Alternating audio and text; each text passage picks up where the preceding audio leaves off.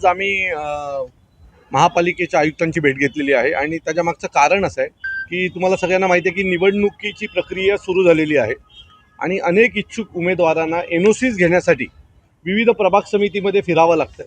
तो आम्ही त्यांना विनंती केलेली आहे की सर्वच प्रभाग समितीच्या NOCs एकाच जागी मिळाव्या, एक खिडकी योजनेची सुरुवात करावी. सो आज आम्ही त्यांना मागणी केली होती की एक खिडकी योजना ही सुरुवात ठाणे महानगरपालिकेत त्याची सुरुवात व्हावी.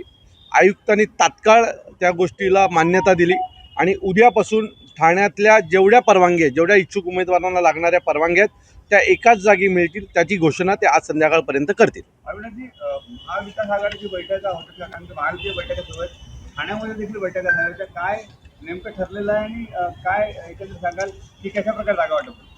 युतीच्या ज्या बैठका चालू आहेत त्या मनाच्या विरोधात सुरू आहेत. वरिष्ठांच्या आदेश आलाय म्हणून सुरू आहेत.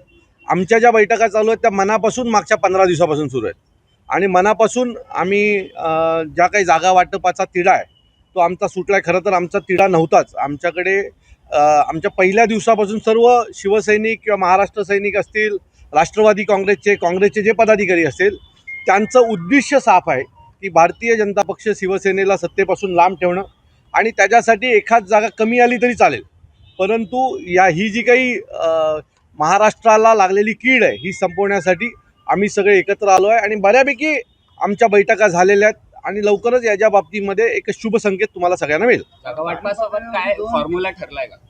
आमची जागा वाटपाची जी प्रक्रिया आहे ती बऱ्यापैकी संपलेली आहे आणि आमचा फॉर्म्युला जिथे जो जिंकू शकेल अशा ठिकाणी त्याला तिकीट देणं, हा जागा सोडणं हा आमचा उद्दिष्ट होता. सो बऱ्यापैकी ते सगळं झालेलं आहे. मागच्या महापालिकेचं गणित पकडता आलं नाही, परंतु लोकसभा विधानसभा याच्यात पडलेलं मतदान त्याच्यानुसार आम्ही तो फॉर्म्युला फिक्स केलेला आहे आणि त्याच्यावरनं आम्ही पुढे गेलेलो आहोत. महायुतीची घोषणा झालेली आहे, मात्र जागा वाटपावरनं भाजप आणि शिंदेच्या कार्यकर्त्यांमध्ये चांगली झुकलेली पाहायला मिळते. भाजपचे जे मी परत सांगतो की मागचे वर्षभर एकमेकांच्या उरावर हे लोक बसले आणि आज अचानक वरिष्ठांचा आदेश आला की एकत्र लढा. याने एवढी भरती करून ठेवली आहे ना की त्यांचं तुम्ही काय करणार आहात ना. तुम्ही एकेका प्रभागामध्ये 25-25 लोक पक्षप्रवेश घेतलेले आहेत.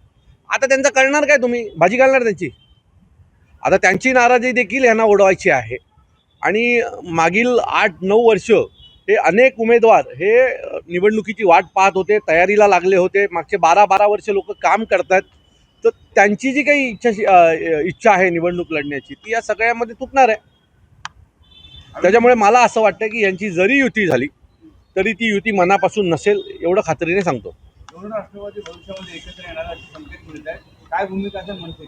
आमचा काय संबंध नाही आहे. तसं काय त्यांनी त्यांचा निर्णय घ्यावा. आमचा निर्णय झालेला आहे.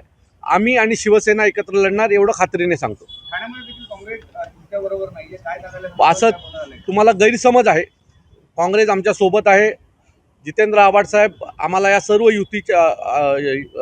युतीच्या बाबतीमध्ये मार्गदर्शन करत आहेत. त्यामुळे हा गैरसमज आहे की आमच्यासोबत कोणी नाही. आम्ही सगळे एकत्र आहोत आणि तुम्हाला पुढच्या 4-5 दिवसात ते कळेल आम्ही कोण कोण एकत्र आहोत ते.